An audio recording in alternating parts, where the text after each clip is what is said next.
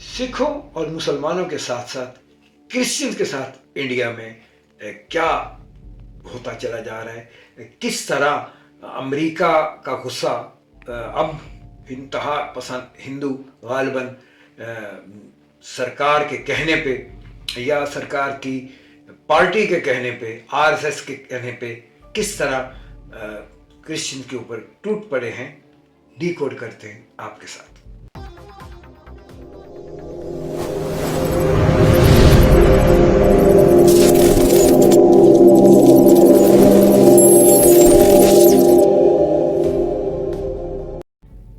तो किस्सा कुछ यूँ है कि आज 25th एनिवर्सरी है, 26 गालिबन। फादर ग्राम स्टेन्स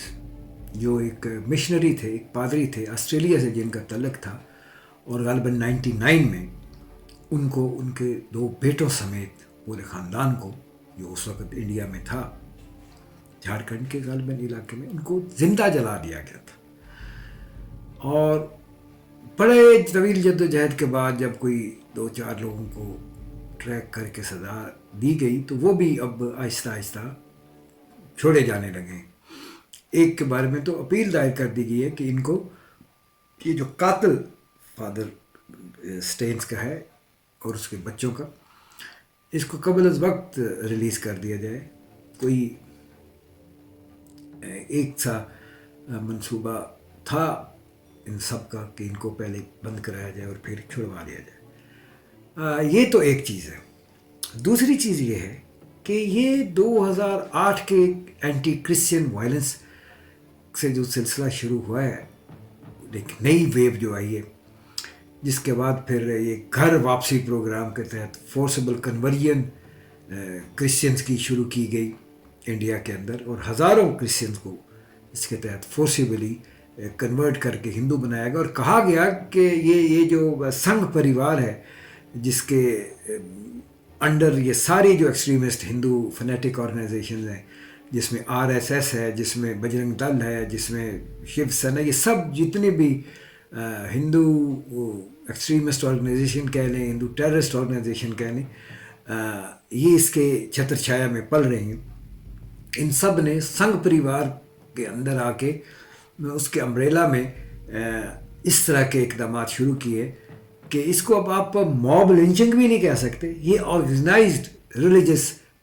अटैक्स होते हैं माइनॉरिटीज़ के ऊपर, जिसमें ये बाकायदा एक पार्टी की शक्ल में आते हैं। और बेशुमार केसेस में देखा गया कि पुलिस की या किसी और सरकारी इदारे की सरपरस्ती में, उनकी पैटर्नाइज में ये इस तरह के हमले करते हैं माइनॉरिटीज़ के इंडिविजुअल्स पे या उनके ओवरऑल मेंबर्स पे। अभी 2 दिन पहले एक प्रीस्ट हैं इंडिया में, उनको भी ये इंतहा पसंद हिंदुओं ने रस्सों से बांध के बेशुमार तशद्दुद किया, गाय का गोबर उनके मुंह में डाल के, और उनसे भी अपने भगवान, किसी भगवान के लिए नारे लगवाते रहे। तो ये चीज़ें बड़ी आम होती चली गई 2008 के बाद, और ख़ास तौर पे जब से ये नरेंद्र मोदी की हुकूमत आई, बीजेपी के अंदर जो डोमिनेट करती हुई आरएसएस की कह लें हुकूमत है, जो पूरी दुनिया में मशहूर, बदनाम, जो भी कहें, अपनी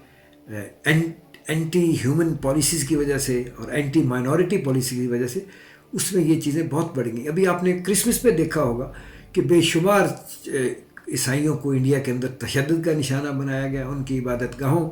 पे हमले किए गए, उनकी तकरीबात थी उन पे हमले किए गए, कई ननों को अब तक ज़िंदा जलाया जा चुका है चर्चिज़ के अंदर इंडिया में। और ये अभी क्रिसमस वाले जो वाक़यात हुए, ये तो बिल्कुल जब से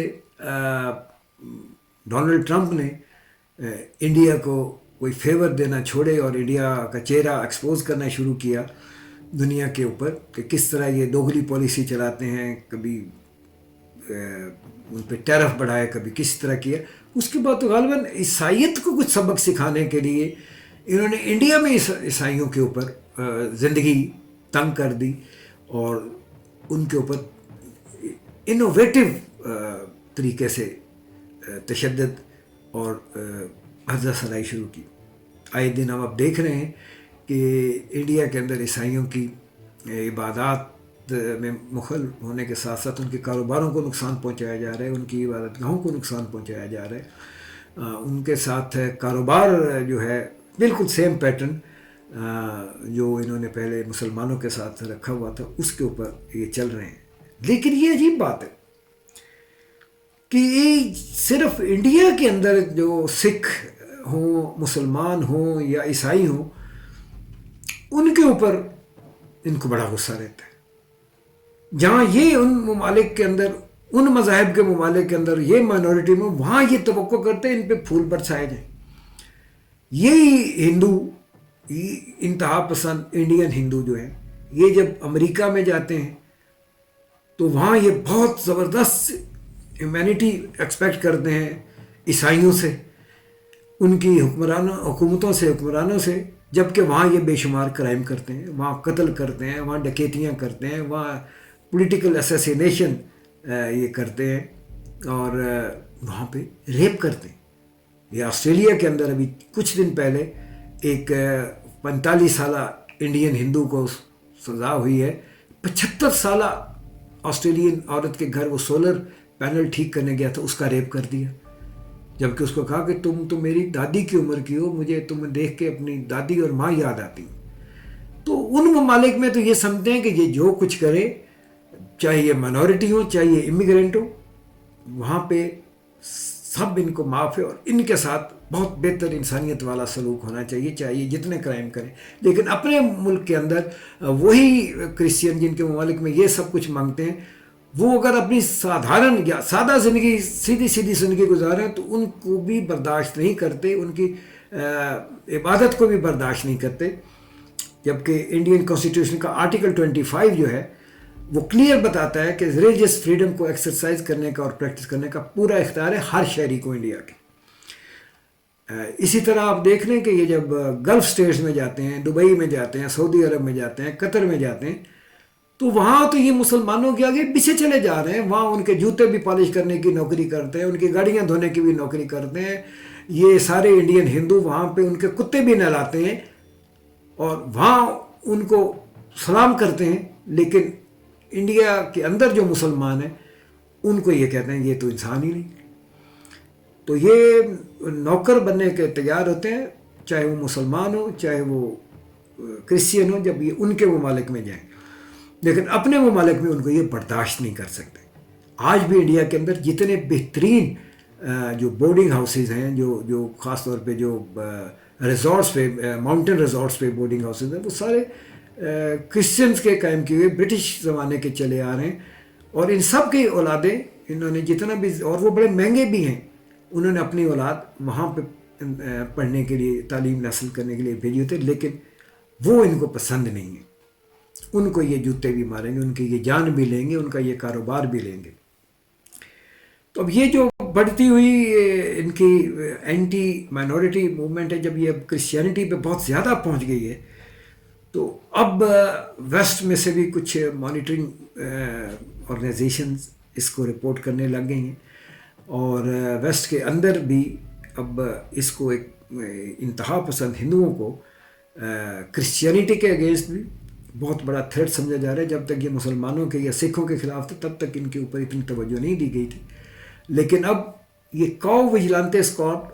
جو گاؤ رکشک اسکواڈ انہوں نے بنایا، جو گائے کا گوشت، ان کو برٹش اور یورپین انٹیلیجنس ایجنسیز نے ڈکلیئر کیا کہ یہ برطانیہ اور یورپ اور امریکہ کے اندر بھی یہ اپنی کارروائیاں بڑھا رہے ہیں، اور یہ تو بہت بڑا ایک کرمنل نیٹ ورک بن رہا ہے جو یہاں پہ بھی بیف کنزیومر کے لیے بڑا آگے چل کے تھریٹ پیدا کر سکتے ہیں. اور یہ سارے وہ لنک اپ کر رہے ہیں انڈین انٹیلیجنس RAW کے ساتھ کہ ان پلیٹ فارمز کو لے کے، انتہا پسند مذہبی انتہا پسندی کے پلیٹ فارم کو لے کے، یورپ میں، امریکہ میں، برطانیہ میں، کہیں بھی جب را چاہے وہ ان سے وہاں پہ ایک آرگنائزڈ وائلنس کروا سکتا ہے، جو کہ بہت زیادہ خطرناک ہوگا. یہ رپورٹس ہیں باقاعدہ